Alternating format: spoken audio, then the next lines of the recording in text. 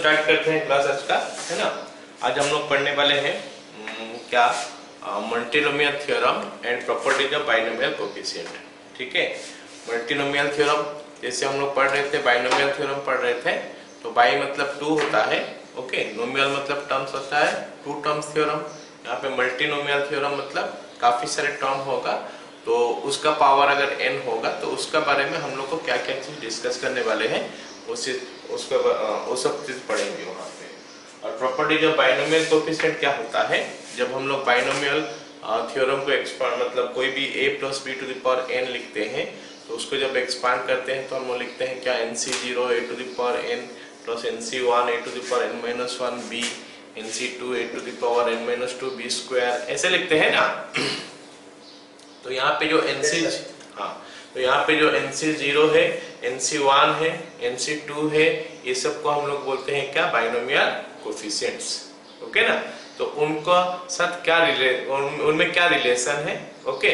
Direct आप मान लेते हैं nc0 plus nc1 plus nc2, ये निकालेंगे तो कितना निकलेगा, ओके। और उसके साथ कुछ मल्टीप्लाई हुआ होगा, nc0 plus 2 into nc1 plus 3 into nc3, ये सब जो है ना, उस सब में के जो रिलेशन है उसी को ही हम लोग बोलते हैं बाइनोमियल कोएफिशिएंट्स, ओके ना, ओके। तो ये सब चीज हम लोग डिस्कस करने वाले हैं। पहले हम लोग मल्टीनोमियल थ्योरम के बारे में थोड़ा पढ़ लेते हैं, उसके बाद हम लोग ये प्रॉपर्टीज ऑफ बाइनोमियल कोएफिशिएंट के बारे में पढ़ेंगे, ठीक है। तो मल्टीनोमियल थ्योरम हमारा है क्या, देखो, जैसे हम लोग बाइनोमियल थ्योरम में लिख रहे थे, for binomial theorem what we are writing,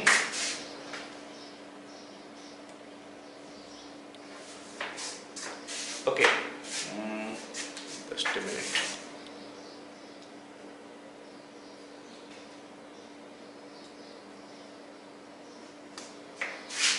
ठीक है, तो फॉर बाइनोमियल थ्योरम हम लोग क्या लिख रहे थे, जैसे मान लेते हैं हमारे पास a plus b to the power n है, क्या है, a plus b to the power n, है ना।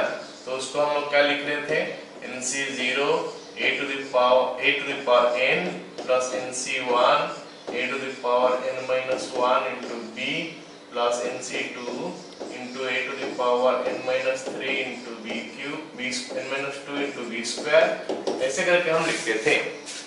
तो अगर हम चाहेंगे तो हम इसको क्या कर सकते हैं, ऐसा भी लिख सकते हैं, summation r is equal to 0 to n, है ना, ncr a to the power n minus r into b to the power r। हम चाहेंगे तो ऐसा लिख सकते हैं, क्योंकि यही चीज को हम रिप्रेजेंटेशन का फॉर्म में लिख लिए, समेशन का फॉर्म में लिख लिए।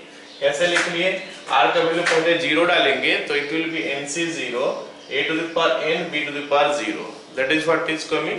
देन हम अगर लिखेंगे सॉरी r का जगह में अगर हम लिखेंगे 1 तो it is coming nc1 a to the power n minus 1 b, r का जगह में लिखेंगे अगर 2 तो it is coming nc2 a to the power n minus 2 b square, so on, it will go on like that, है ना। ऐसे ही ये आगे चलते जाएगा, ठीक है। और ये सारे टर्म को दे देगा यहाँ पे, ठीक है।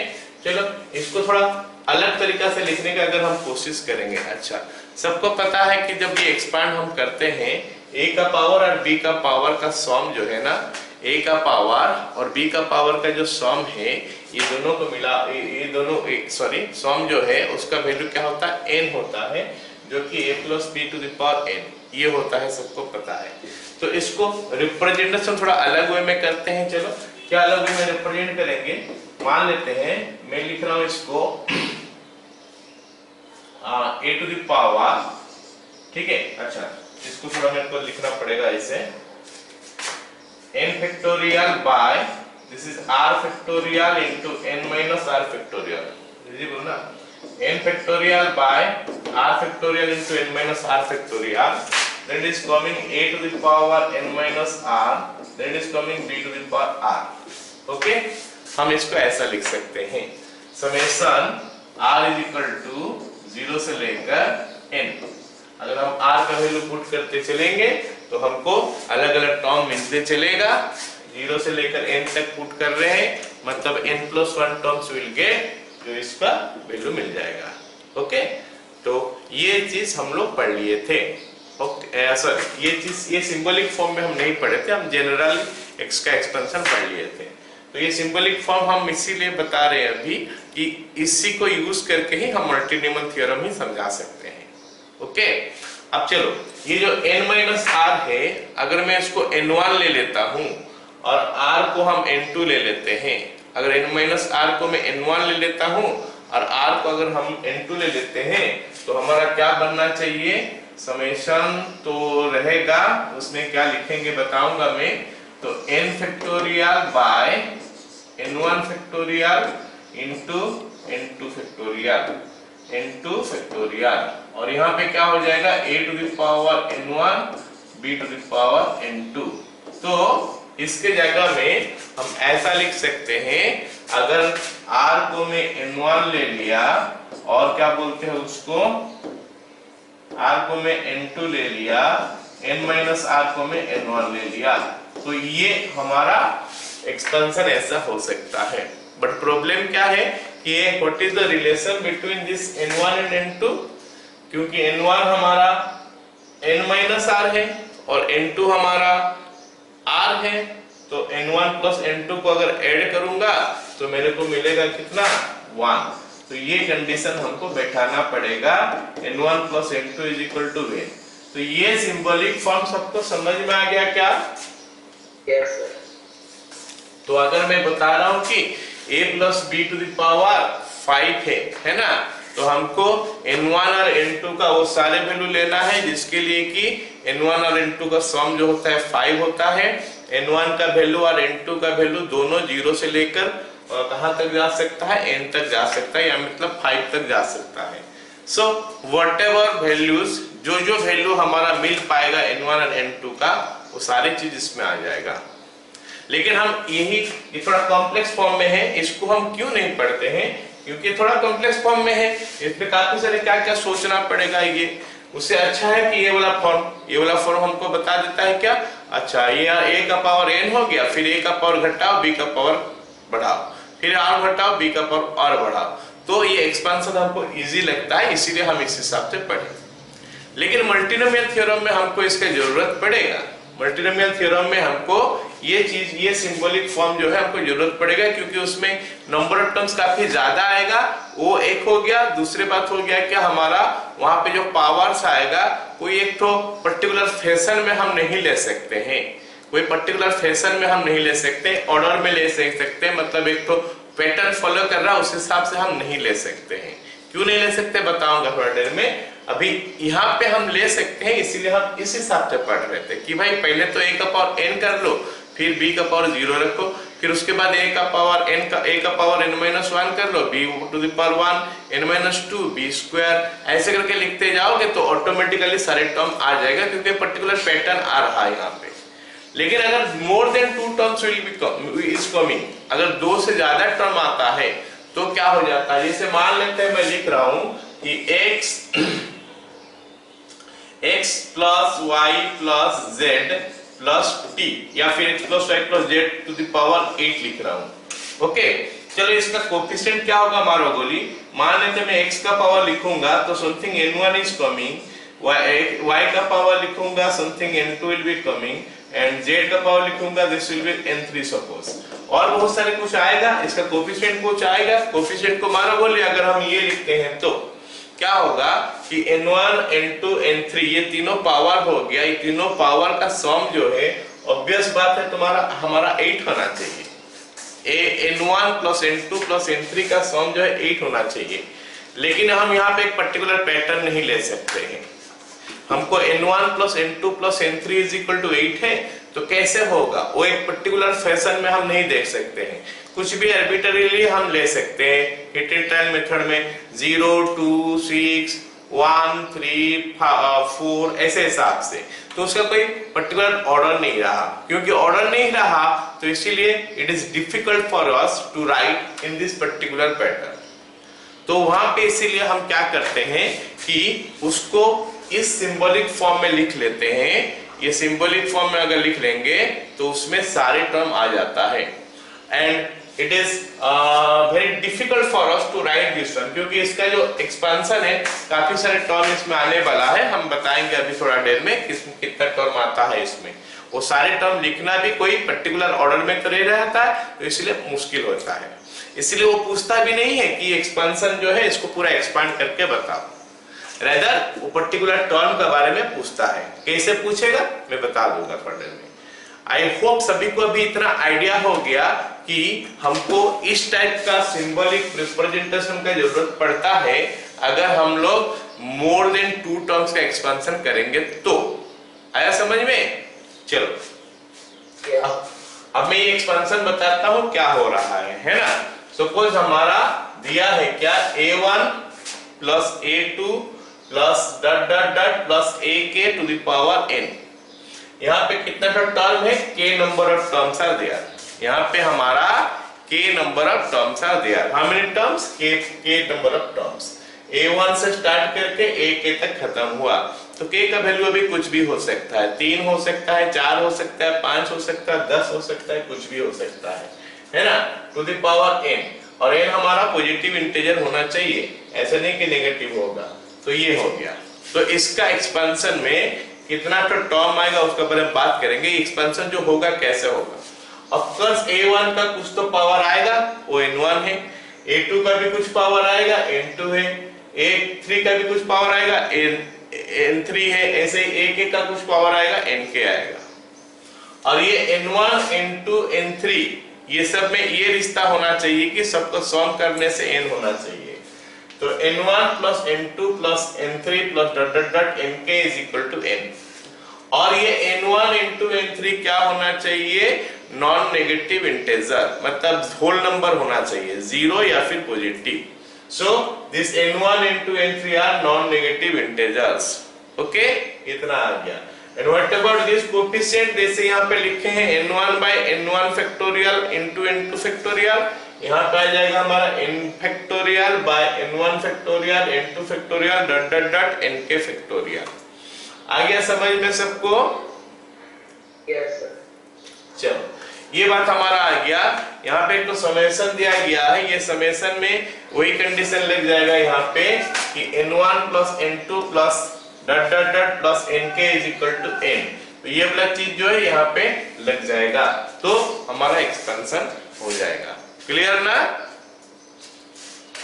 Yes sir. चलो सबसे पहली बात तो ये समझ में आ गया कि हम मल्टीनोमियल थ्योरम में जो है उसका एक्सपेंशन जो होता है उसको इस सिंबॉलिक फॉर्म में लिखते हैं। क्या पूछ सकता है पहले, उसमें हमको दे देगा एक एक्सपेंशन दे देगा, पूछेगा कि इसका पावर ये है तो उसका कोएफिशिएंट क्या है बता दो। जैसे ये बोला पूछा कि अगर हमारा ये एक्सपेंशन देख रहे हो तो उसमें a1 to the power n1 into a2 to the power n2 ऐसे करके ak to the power nk कितना होगा, कोएफिशिएंट वही होता है जो मल्टीप्लाई होने के बाद आता है। तो इसके साथ मल्टीप्लाई कौन है, ये है, तो ये हो गया हमारा कोएफिशिएंट। आया समझ में? आया सबको? Yes sir. This is the coefficient and not a difficult one, very easily you can get it. But problem है कि कोएफिशिएंट इतना तब आएगा अगर यहाँ पे a1 plus a2 plus ak का फॉर्म में रहेगा, जैसे बोल रहा हूँ x plus y plus z का फॉर्म में रहेगा। लेकिन इसके साथ अगर कुछ और मल्टीप्लाई हो जाएगा, जैसे x plus 2y plus 3z plus ऐसे करके आएगा, तो क्या हो जाता है, हम तो अभी a1 to the power n1 नहीं लिखेंगे, यहाँ पे अगर 2x होता तो लिखेंगे 2x to the power n1, है ना, 2x to the power n1। अगर -3y होगा तो लिखेंगे -3y to the power n2। इसका मतलब उनका कोएफिशिएंट का पावर भी साथ में लाना पड़ेगा। 2x to the power n1 को हम लिख सकते हैं 2 to the power n1 into x to the power n1। Are you getting it?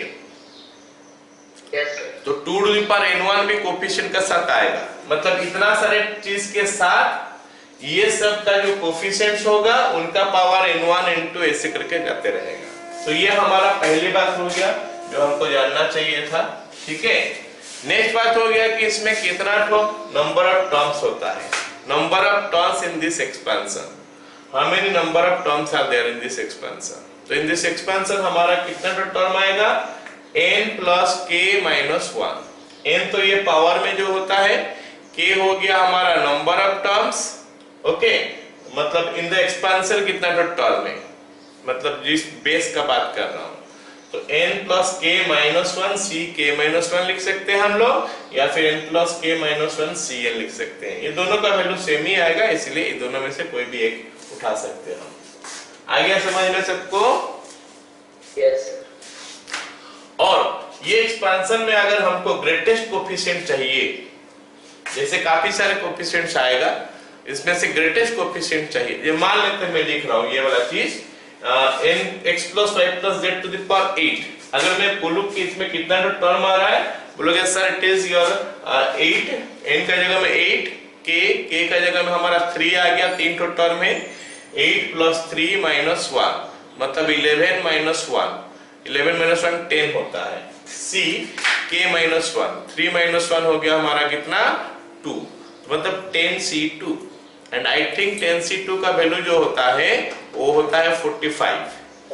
So I am going to get 45 terms from this expansion. For this expansion मेरे को 45 terms मिलने वाला है, ठीक है। तो 45 टर्म्स में हर टर्म में कुछ ना कुछ कोफिशिएंट होगा, हर टर्म में कुछ ना कुछ कोफिशिएंट होगा, है ना। x plus y plus z मतलब n फैक्टोरियल मतलब 8 factorial by n1 factorial plus n2 factorial into n3 factorial, ऐसे करके कोफिशिएंट्स आते जाएगा 45 coefficients you are going to get. तो उसमें सबसे बड़ा कौन है, उसमें सबसे बड़ा कौन है वो निकालने के लिए हम ये फॉर्मूला का इस्तेमाल कर सकते हैं, n factorial by q factorial to the power k minus r। अब q हो गया क्या, q is the quotient and r is the remainder, q हो गया quotient, r is the remainder. कब, when n is divided by k, n बोलने से power जो होता है इसको हम नंबर ऑफ टर्म्स में डिवाइड करेंगे तो वो हमको मिलेगा। All of you got it? Yes, sir. चलो, तो ये फॉर्मूला याद रखना है, ये फॉर्मूला तो याद रह ही जाएगा, ये भी कोई दिक्कत नहीं है, इसको थोड़ा याद रख लेना क्या है, क्योंकि इसमें डायरेक्ट उसमें से नहीं मिल रहा, n को r से डिवाइड करोगे तो क्वोशिएंट और रिमाइंडर का यूज हो रहा है यहाँ पे, ठीक है। चलो एक दो सवाल करते हैं, आइडिया हो जाएगा कि हम क्वेश्चन में पूछता क्या है ना। पहला सवाल लिखते हैं। पहला सवाल हमको क्या बोला है, find the number of terms in the expansion of x plus y plus z plus t। बिट ए हमको पूछा है कि x plus y plus z plus t to the power 18। इसमें हम देखेंगे तो n का वैल्यू 18 आ रहा है और k का वैल्यू 4 आ रहा है। क्या सभी को समझ में आया? Yes, sir. So number of terms हमारा क्या हो जाएगा, number of terms is equal to 18 plus 4 minus 1 c 4 minus 1, या फिर ऐसा बोल लो 21 c 3। गॉट इट ना? Yes, sir. हम ये तो लिख सकते हैं, नहीं तो 18 plus 4 minus 1 c 18 भी लिख सकते हैं, या फिर हम इसमें लिख सकते हैं और 21 c 18। आई होप सभी को समझ में आ गया, ओके। Yes, sir. बिट बी हमारा क्या है, 2x minus 3y, 2x minus 3y और साथ में प्लस 5z है टू द पावर 8। इसमें हम देखेंगे तो नंबर ऑफ टर्म्स हमको कितना दिखाई दे रहा है, 3। नंबर ऑफ टर्म्स 3 है और n है 8। n is equal to 8, r is equal to, r को नहीं लिख रहे हम लोग, k लिख रहे हैं, k is equal to 3। Therefore, number of terms is equal to 8 plus 3 minus 1 c 3 minus 1 11, 10 c2 is equal to ये 45 हो गया। ये 10 c8 भी लिखा जा सकता है, ओके। तो एक नंबर क्वेश्चन हो गया इसका ऊपर, है ना। अगला सवाल देखते हैं। अगला सवाल हमको क्या बोला है, उसमें फर्स्ट बिट पूछा है कि x3 y5 z8 और t स्क्वायर, इसका कोफिशिएंट कितना है इन the expansion of x plus y plus z plus t to the power 18। इसका कोफिशिएंट कितना है इन the expansion of x plus y plus z to the power this to the power this। हो गया ना, आया समझ में? हाँ, तो सबसे पहले हम पता क्या करेंगे, सुनो मेरे बात। सबसे पहला चीज हम पता क्या करेंगे, क्या ऐसे टाइप का टर्म एग्जिस्ट करता है, क्या ऐसे टाइप का टर्म यहाँ पे एग्जिस्ट करता है कि नहीं। ठीक है, तो हमको क्या पता करना है कि हम जब मल्टीनोमियल थ्योरम पढ़े कि यहाँ पे जो हमारा n सब a1 to the power n1 a2 to the power n2 ak to the power nk है, तो ये जो n1 n2 nk का सम जो है n होना चाहिए, मतलब पावर होना चाहिए। अगर पावर नहीं होगा तो फिर हमको वो वाला टर्म नहीं मिलेगा उस एक्सपेंशन में। अब पावर है कि नहीं देख लेते हैं। ये पावर 18 है, तो यहाँ पे देखते हैं 3 + 5 8, 8 + 8 16, 16 + 2 18। क्या सभी को पता चला ये 18 हो रहा है, इसका मतलब ये टर्म यहाँ पे होगा, यस और नो? हाँ, so this term will be there in this expansion, although this expansion has a huge number of terms, तो हम वो टर्म सब लिखने वाले नहीं है, पर्टिकुलर जिसका कोफिशिएंट पूछा है वो वाला टर्म हम लिखने वाले हैं। और इसमें जो टर्म पूछता है नहीं पूछेगा, जैसे वहां पे 15th टर्म निकालो, 18th टर्म निकालो, मिडिल टर्म निकालो, ऐसे यहाँ पे नहीं पूछेगा, क्योंकि n1 n2 n3 n4 ये सब का जो है कोई पर्टिकुलर पैटर्न में वो नहीं जा सकता है ना। चलो अब हम देखते हैं कि इसका कोफिशिएंट क्या होगा। कोफिशिएंट इज इक्वल टू, बहुत आसानी से निकल जाएगा, 18 फैक्टोरियल ऊपर लिख लोगे। ठीक है, फिर पहले x का पावर जितना है उतना का फैक्टोरियल, x का पावर कितना है 3 का फैक्टोरियल, फिर y का पावर 5 है 5 का फैक्टोरियल, फिर z का पावर, z देख रहे हो z का पावर 8 है तो 8 फैक्टोरियल, ओके, और साथ में क्या है t का पावर 2 है 2 फैक्टोरियल। सभी को समझ में आया? So this is your coefficient of x³ y5 z to the power 8 और t square। बिट बी हम देख रहे हैं, दिया है मेरे को x² y4 z8 t square। इसमें अगर हम जोड़ते हैं 2 + 4 + 8 + 6 is giving me 16। ये 2 है ना, अरे यार 2 is equal to 16। ऑलराइट, ये 18 नहीं हुआ, नॉट इक्वल्स टू 18। क्योंकि 18 नहीं हुआ इसका मतलब है कि ऐसे टर्म एग्जिस्ट नहीं करता उस एक्सपेंशन में। So such term does not exist, such term is not there in the expansion। नहीं है, इसका क्या मतलब हो गया, ऐसे टर्म नहीं है, इसका मतलब क्या हो गया, इसका कोफिशिएंट 0 है। Therefore coefficient is equal to 0। क्या सभी को समझ में आ गया? सेकंड बीट, फर्स्ट बीट हो गया, सेकंड बीट हो गया। अभी थर्ड बीट में आ जाते हैं। थर्ड बीट बोला है हमको 3x - 3y + 5z।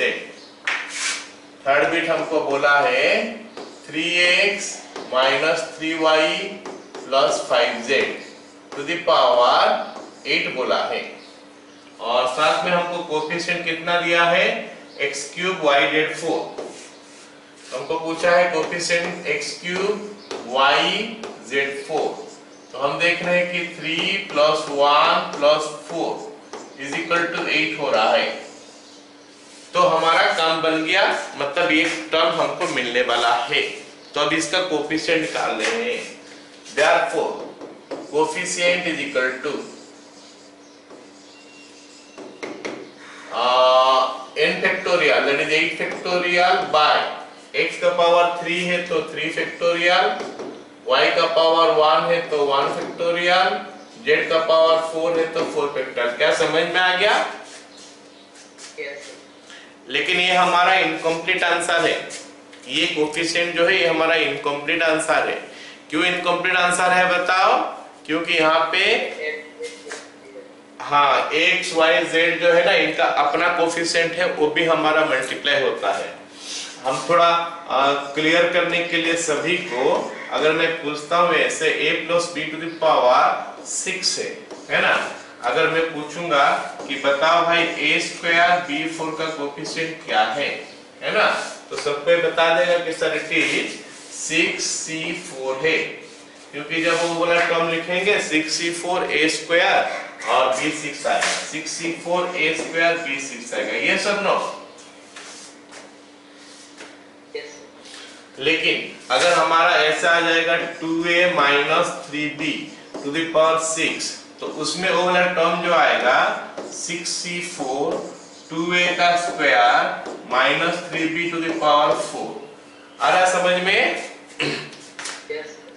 और इसको हम लिखेंगे तो it is coming 6c4 into 2 square a square into minus 3 to the power 4 b to the power 4, तो it is coming 6c4 into 2 square minus 3 का power 4 into a square b4।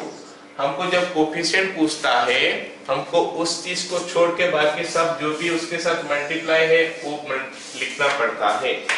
मतलब यहाँ पे हमारा जो कोफिशिएंट होने वाला है 6c4 तो आएगा, साथ में ये 2 टू द पावर 2 भी आएगा, माइनस 3 टू द पावर 4 भी आएगा। पता चल गया सबको? तो what I am going to say, I mean to से कि a प्लस b है तो ठीक है, खाली एनसीआर वाला टर्म आएगा कोफिशिएंट में, लेकिन a प्लस b ना होके अगर कुछ और आ जाता है तो थोड़ा हमको ध्यान देना पड़ता है उस चीज के ऊपर कि वो कोफिशिएंट सबका पावर भी आ जाएगा साथ में।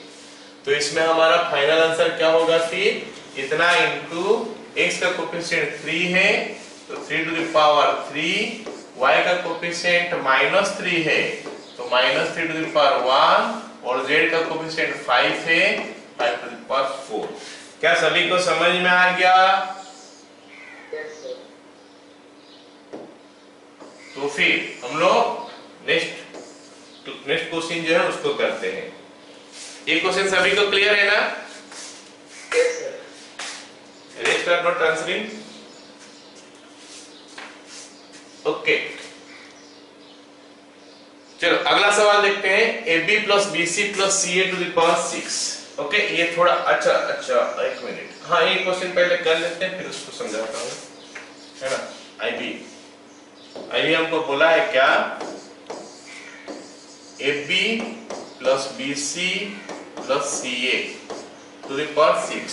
इस एक्सपेंशन में मेरे को पूछा है A cube B4C5, A cube B4C5, तो पूछा है कि बताओ भाई इसका कोफिशिएंट कितना है। अब अगर हम ये तीनों को जोड़ते हैं तो 3 प्लस 4 7 प्लस 5 12 हो जा रहा है, लेकिन पावर हमारा 6 दिया है, लेकिन फिर भी ये काम करेगा। क्यों काम करेगा? क्योंकि यहाँ पे A B C जो है वो इंडिपेंडेंट नहीं है। पहला टर्म जो है उसमें A और B, second term, third term C, ऐसा इंडिपेंडेंटली नहीं लिखा गया। तो A B में आपस में रिश्ता हो गया, A B B C और C दे आर इंटरकनेक्टेड। मतलब अभी पावर जो है ना वो A का पावर तो नहीं होने वाला है N1, क्योंकि यहाँ पे और यहाँ पे दोनों, हम ये पूरा को पहले तो A मान लेंगे, पूरा को A मान लेंगे, इसमें पूरा को B मान लेंगे, इसको पूरा को C मान लेंगे। और अगर हम उसका एक्सपेंशन लिखने वाले हैं, कुछ ऐसा आ सकता है, just for an example 6 factorial by n1 का फैक्टोरियल, ओके, n2 का फैक्टोरियल और n3 का फैक्टोरियल। साथ में आता है क्या, ab to the power n1, okay, bc to the power n2 and ca to the power n3। I hope सभी को समझ में आ गया कि ये ऐसे ही आ सकता है, n1 plus n2 plus n3 is equal to 6। क्या समझ में आया सभी को? Yes, sir. ये एक्सपेंशन हमारा ऐसा ही आ सकता है, दिस एक्सपेंशन, ओके। अच्छा, यहाँ पे a तो अलग से नहीं रहा, a का वैल्यू तो दो जगह में आ गया, बी का वैल्यू भी दो जगह में आ गया, सी का वैल्यू भी दो जगह में आ गया। तो इसका मतलब ये हो गया कि n1 plus n2 plus n3 का वैल्यू जो है ना वो 6 आना इसे कुछ जरूरी है नहीं। ओके हाँ, n1 n2 n3 का वैल्यू 6 आएगा, बट हमारा जो है a का पावर, b का पावर और c का पावर जो है ना वो हमारा अलग अलग आ सकता है। क्लियर ना? आ गया सबको समझ में? ठीक है, तो अब हम इसको सिंपलीफाई करते हैं, देखते हैं कैसे मिलेगा। एक काम करके ऐसे लिख ही देते हैं, हो गया काम। ये वाला लिख लो, is equal to this much, so that is equal to summation, ये नीचे वाला मैं नहीं लिख रहा हूं क्योंकि काफी लंबा दिख रहा है, समझ जाओ। 6 factorial by n1 factorial n2 factorial n3 factorial a to the power n1 plus n3 b to the power what n1 plus n2 और c to the power, चलो यहाँ पे नहीं हो रहा, नहीं करते हैं।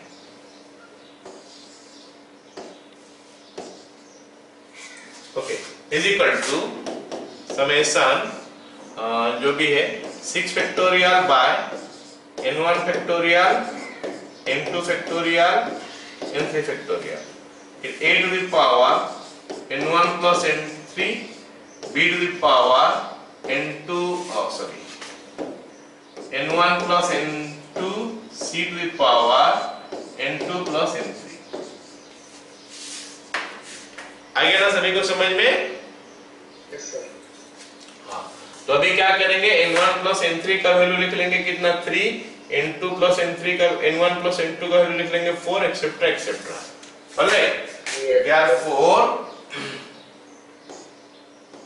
therefore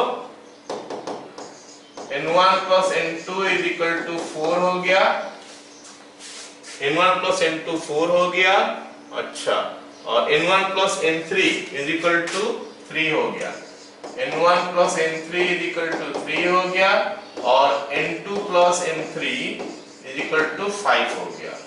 ओके, तो सॉल्व करके हमको n1 n2 n3 का वैल्यू निकालना है। एक काम करते हैं, एडिंग कर देते हैं, तो 2 times of n1 plus n2 plus n3 is equal to 12 is coming, तो n1 plus n2 plus n3 is equal to 6 हो गया। Yes sir. तो अगर n1 plus n2 plus n3 जगह n1 plus n2 जगह में 4 डाल देंगे तो हमारा n3 का वैल्यू आ गया 2, n1 plus n3 का जगह में डाल देंगे 3 तो हमारा n2 का वैल्यू आ गया 3, और n1 का वैल्यू आ गया हमारा कितना बताओ 1। क्लियर? Yes sir. तो हमारा कोफिशिएंट तो ये वाला है, therefore coefficient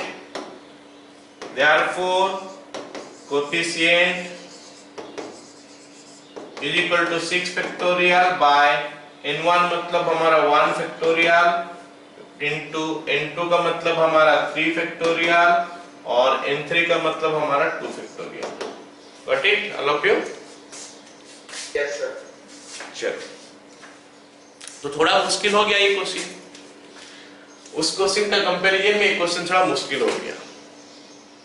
एक और क्वेश्चन यहाँ पे है कि नहीं देखता हूँ, नहीं है, मैं दे देता हूँ उससे, ठीक है।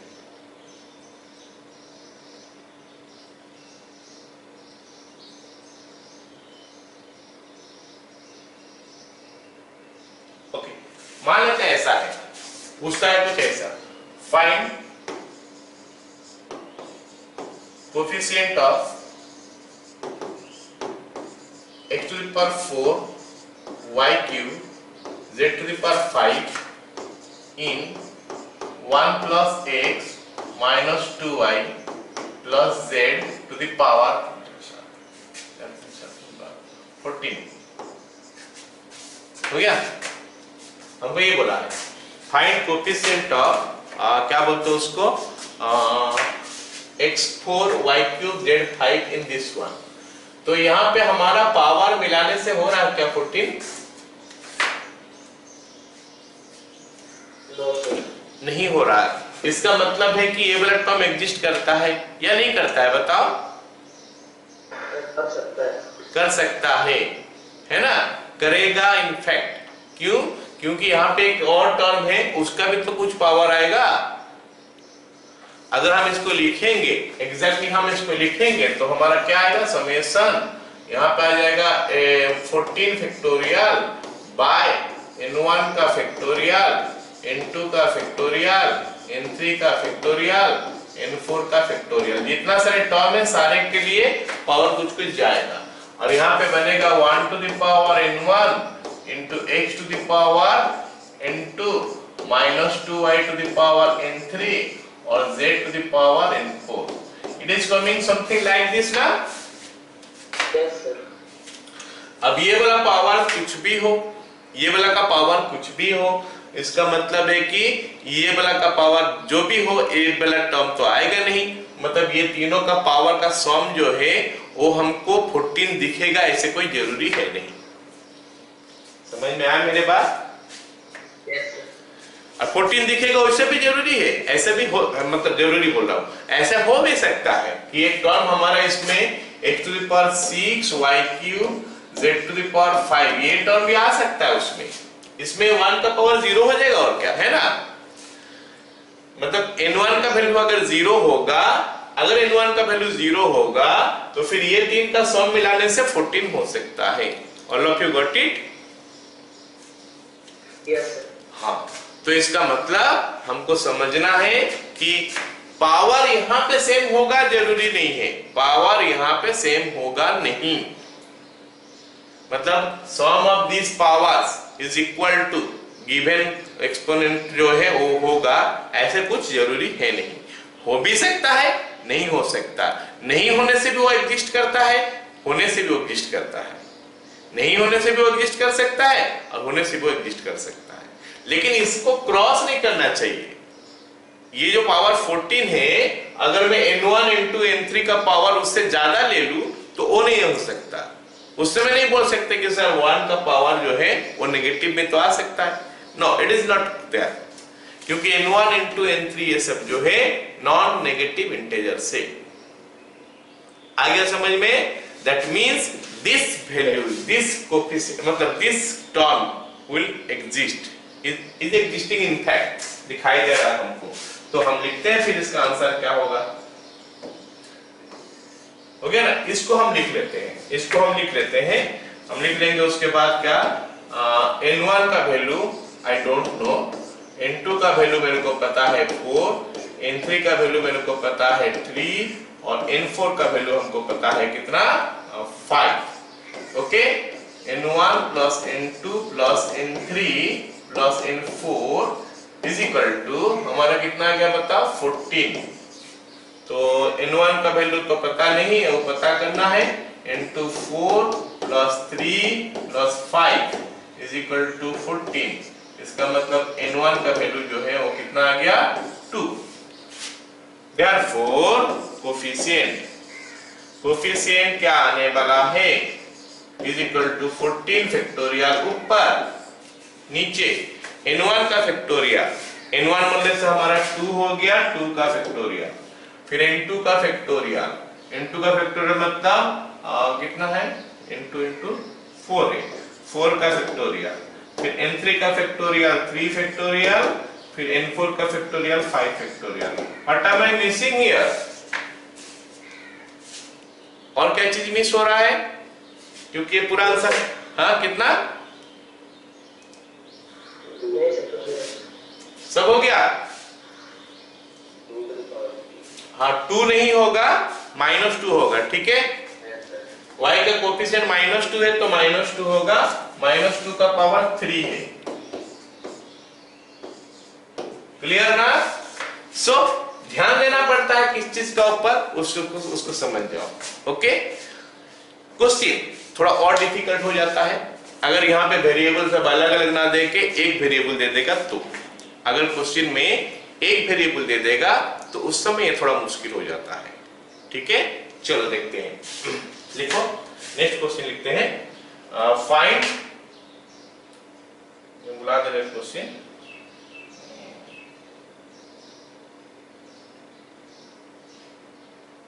okay, find coefficient of x to the power 7, find coefficient of x to the power 7 in the expansion of 1 plus 3x minus 2x cube, 1 plus 3x minus 2x cube to the power 10. Okay, तो बोला है कि इस expansion में हमको x to the power 7 का coefficient निकाल के बताओ। तो this is a difficult question in comparison to previous questions, क्योंकि यहाँ पे अलग अलग वेरिएबल नहीं दिया गया। अलग अलग वेरिएबल देने से हमको पता चल जाता है फटाक से n1 n2 n3 ये सब का वैल्यू। यहाँ पे वेरिएबल क्योंकि सेम वेरिएबल रह गया, एक तो वेरिएबल रह गया खाली, तो इन दैट केस क्या हो गया, इसका पावर n1 इसका पावर n2 तो जुड़ जाके x का पावर 1 तो कर देगा, तो फिर ये क्वेश्चन थोड़ा मुश्किल हो जाता है हमारे लिए। ठीक है, तो उसके लिए हमको हिट एंड ट्रायल मेथड लगा के देखना पड़ता है कि क्या क्या वैल्यू होके हो सकता है। ठीक है, चलो देखते हैं, इस एक्सपांशन को लिखते हैं पहले। समेशन 1 प्लस क्या है 3x minus 2x cube two the power 10। इसको मैं चाहूंगा तो लिख सकता हूं समेशन 10 फैक्टोरियल बाय n1 का फैक्टोरियल इंटू n2 का फैक्टोरियल इंटू n3 का फैक्टोरियल। अगर किसी को थोड़ा मुश्किल हो रहा है n1 n2 n3 लेने में, मतलब थोड़ा कंफ्यूजन आ रहा है, तो in that case you can also use that one, क्या बोलते हैं ABC भी ले सकते हो सब जगह में। ठीक है, ये जस्ट नोटेशन है खाली, कांस्टेंट से तुम लिख सकते हो उसको। 1 का पावर हमारा n1 आ गया, 3x का पावर जो है वो आ गया हमारा n2, और आपका नाम है माइनस 2x क्यूब, इसका पावर हो गया कितना n3, और इसका आगे वाला लेना हम कुछ ऐसा ले सकते हैं समेशन n1 फैक्टोरियल n2, और ये कहां क्या लिख रहा हूं 10 factorial by n1 factorial n2 factorial n3 factorial. Okay, और साथ में क्या आ जाएगा 1 तो गया छोड़ो, 3 to the power n2, alright, और क्या हो सकता है minus 2 to the power n3, और साथ में x का पावर कितना बन गया n2 plus n3, n2 plus 3n3। हो गया क्या? Yes sir. समझ में आ गया सबको? Yes sir. चलो, अब हमको क्या करना है कि n1 और n2 और n3 और इनमें रिश्ता क्या है, क्या रिलेशन है। तो पहला रिलेशन तो आ गया हमारा क्या कि n1 plus n2 plus n3 करोगे तो कितना आना चाहिए 10। दूसरा रिलेशन क्या हो गया n2 प्लस 3n3, n2 हाँ ये होना चाहिए 7। ठीक है, चलो लिखते हैं where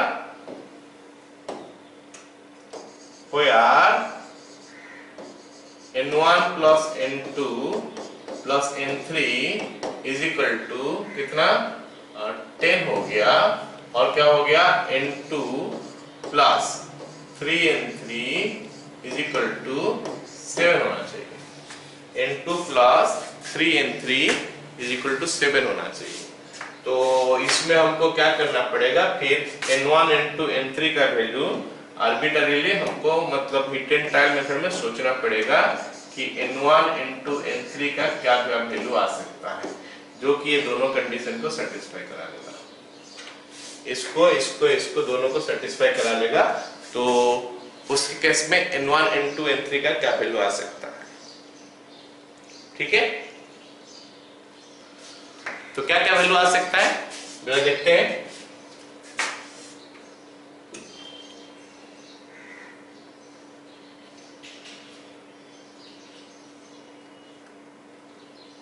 कैसे आएगा बोलो? वो हमको हिट एंड ट्रायल में ही सोचना पड़ेगा कि ये तीनों का सम मिलाने से कितना होगा। ठीक है, एक काम करते हैं ना, n3 को अगर हम 1 ले लेंगे, मान लेते हैं n3 को 1 ले रहे हैं, तो कितना हो गया? 3 है ना। 3, n2 को 4 लेना पड़ेगा, है ना। n3 को अगर 1 ले लिए तो ये हो गया हमारा 3 प्लस 4 7 हो गया। n3 और n हो गया तो n1 का वैल्यू हमारा मजबूरी कितना हो जाएगा? 5 लेना पड़ेगा। ओके, n3 को अगर हम 2 ले लिए तो 6 प्लस 1 7 हो गया, ये 2 हो गया, एक तो और यहाँ पे क्या आ सकता है बताओ? 7। ओके, n2 को हो गया इतना। अच्छा, ये n3 के बारे में सोच के कर रहे थे, और क्या n3 को 0 ले ले तो ले सकते हैं ना n3 को 0? Yes sir. n3 को 0 ले लेंगे तो ये हो जाएगा n2 7 हो गया, और n1 का वैल्यू उस समय 3 हो जाएगा। All of you got it? Yes sir. So that is how we have to use heat and trial use करके हम कर सकते हैं। ठीक है, तो these are the 3 values, और कुछ वैल्यू हो नहीं सकता। n3 का एटलीस्ट और कुछ वैल्यू नहीं हो पाएगा 0 1 2 का अलावा। अगर 3 ले लेंगे तो ये 9 हो जाएगा, तो नॉट सेटिस्फाइंग, तो n3 का और कुछ वैल्यू नहीं आएगा। और n3 का साथ पूरा तो लिंक है n2 का, और कुछ वैल्यू नहीं आ सकता, है ना। और अकॉर्डिंगली हमारा n1 भी निकल गया। All of you got it ना? Yes sir. Therefore, coefficient of x to the power 7 is equal to, एक सेट तो ये आएगा 5 4 1 लेके, एक सेट ये आएगा 5 4 1 लेके, तो लेते हैं n1 का जगह में 5, n2 का जगह में 4, n3 का जगह में 1, तो आ जाएगा कितना? 10 factorial by 5 factorial 4 factorial 1 factorial, साथ में क्या हो गया? 3 to the power n2, 3 to the power 4, 3 to the power 4 into minus 2 to the power n3 minus 2 to the power 1 plus, calculation कर लेना, ये हम निकाल दिए ये वाला पार्ट। ठीक है, प्लस प्लस क्या हो गया? ये फिर 10 factorial by 7 1 2, 10 factorial by 7 factorial 1 factorial 2 factorial, साथ में क्या आ जाएगा बताओ? 3 to the power, 3 to the power कितना आ रहा है? 1, और माइनस 2 to the power 2 आ रहा है, एंड फाइनली प्लस हो गया। प्लस हो गया कितना? 10 factorial 370, 10 factorial by 3 factorial 7 factorial 0 factorial, फिर हमारा b n2 आ गया, n2 बोलने से कितना आया? 7, 3 to the power 7 minus 2 to the power 0।